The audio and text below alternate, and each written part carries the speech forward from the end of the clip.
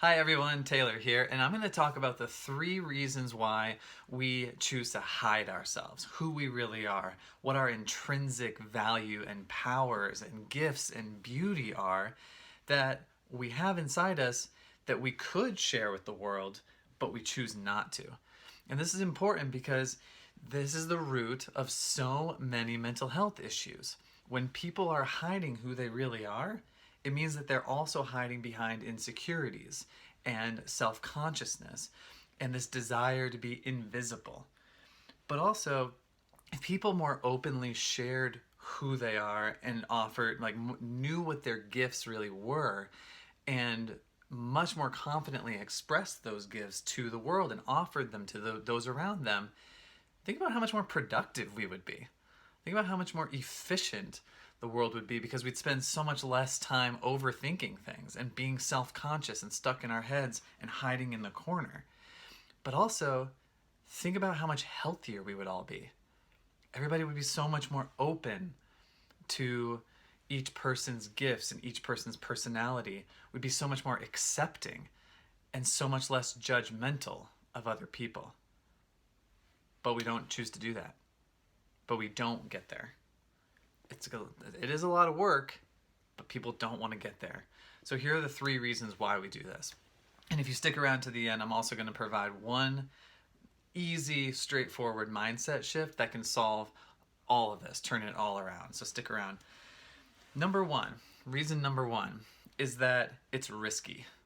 It's something new, and then there's fear of the unknown, but also there's a fear of rejection and fear of failure. Let me give you an example. Consider it like, going out and starting your own business. It's totally new, but you're also putting yourself out there in a way that you never have before. And so it's risky because of that exposure, that visibility that you're not used to and maybe you're not comfortable with quite yet. It's the same reason why public speaking creates so much fear in people. It's just suddenly like, oh, I'm out on stage and now everybody can see me.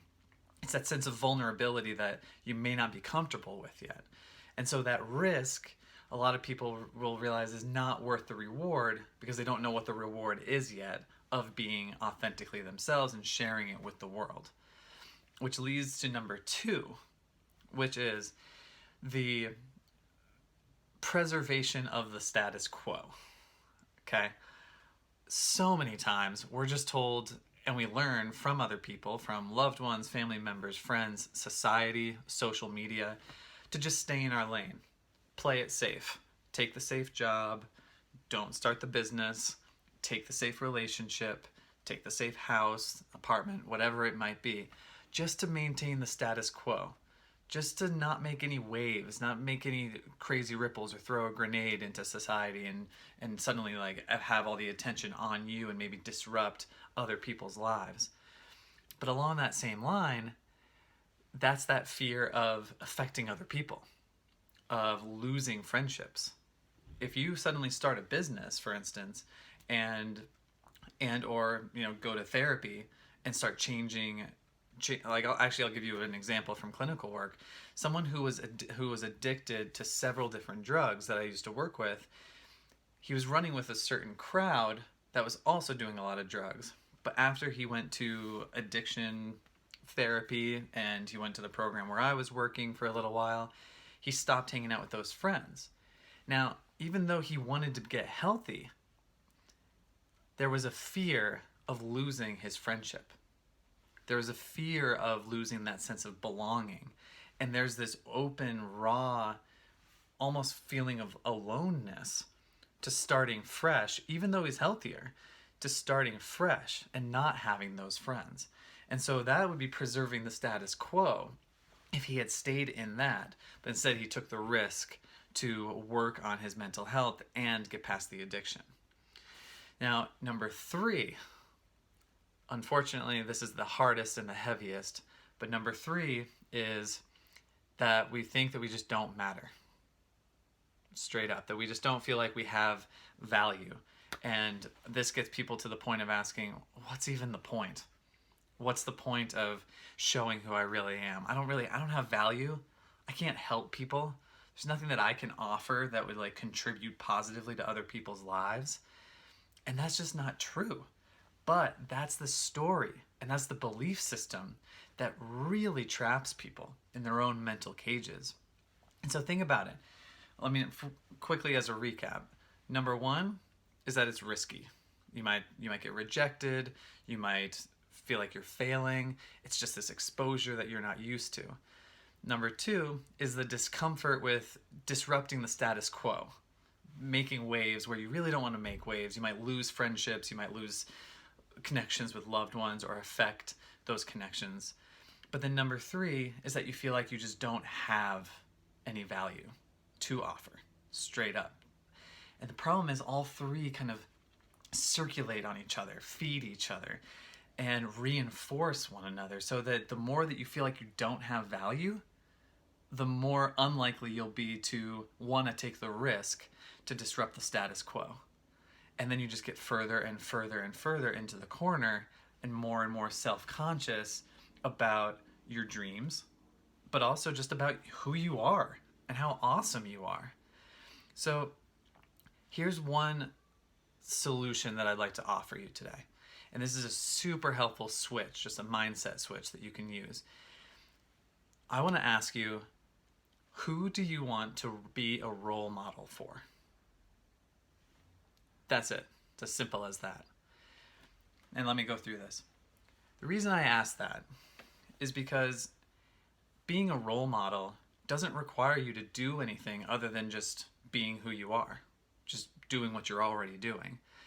If you're someone who's pretty, let's say, self-conscious or sensitive or introverted, then you will automatically probably not be a verbal kind of leader, but you'd want to lead by example if you were in a leadership position.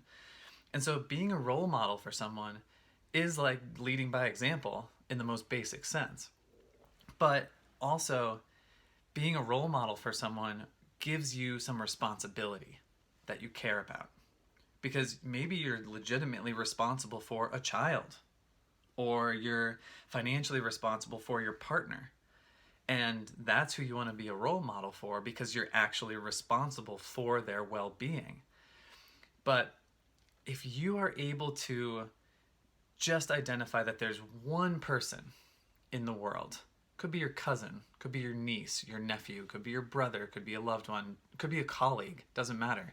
If there's one person that you want to be the role model for, then that crosses this threshold of motivation where suddenly, oh my gosh, it actually means something to be who I am. It means something to show my value more externally into the world, because it's serving something and someone who is out there and external to me. So this is also, I know I'm kind of jumping around, but this is also so important, because that's the threshold where if you don't care about being a role model for anybody, then you won't watch this video. I know that. But if you're watching this video, then you're tapping into a very, very basic human element. That's a desire to serve other people. Because even though we have it programmed in us that it's survival of the fittest, we got to take care of ourselves, we got to protect ourselves, and that's why people hide also, we also know that we cannot survive without the tribe, without the community, without connections, which means that we have to do our part intrinsically and evolutionarily to serve other people. And so if you can identify, and if you care about identifying for whom you are a role model and want to be a role model, it's going to skyrocket your sense of purpose, your sense of motivation, your sense of energy, because you're serving something outside of yourself. But it also doesn't have to be big. I'm not talking about you going out and starting a nonprofit to save all the homeless people in the world. I'm talking start small. If you're self-conscious and you're insecure and you're scared about sharing who you really are, start really small. Who's one person in your life that you want to set a good example for, that you wouldn't mind being a role model for? And start to very slowly express more authentically of who you are and the beauty that's inside you to share with that one person. So think about that.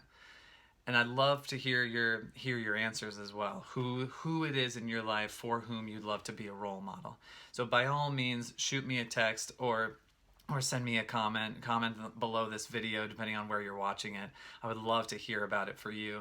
And I really just don't want you to keep hiding.